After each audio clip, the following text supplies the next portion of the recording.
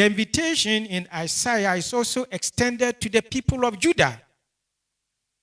The people of Judah is the entire lay faithful, Knights of Marshall, Knights and Ladies of St. John, societies, the youth, our students, all. So let's note that the responsibility is not left on the shoulders of the leadership of the bishops. Indeed, every one of God's people is called upon to reflect on the reasons for the degeneration of God's vineyard. The Catholic Church in Ghana is God's vineyard. We reflect on how each member of the church might have contributed by commission or omission to its decay, the decay of the grapes. And therefore, what needs to be done to restore it, to cure it, so that God will come and find worthy grapes.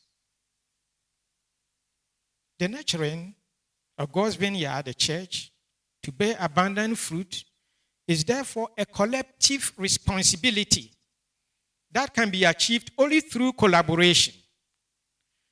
As it was for Jerusalem and Judah, so it is today for the Catholic Church in Ghana. We, your bishops, are meeting, and it's an emergency meeting, to consider what we as bishops have to do to grow the church both quantitatively and qualitatively. Our lay faithful are also invited, and they are required, as a case of emergency, to have a plenary, and as soon as possible, like the bishops are doing, to discuss the growth trends in the church. Just as our priests and religious are also called upon to have a special meeting in emergency and as soon as possible to discuss this urgent matter, to know what more has to be done to grow the church.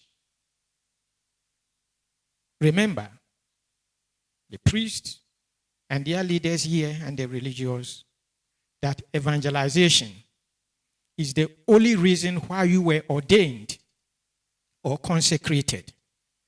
Therefore, if the data shows that evangelization is failing, then you as agents of evangelization and all of us can no longer continue to do business as usual.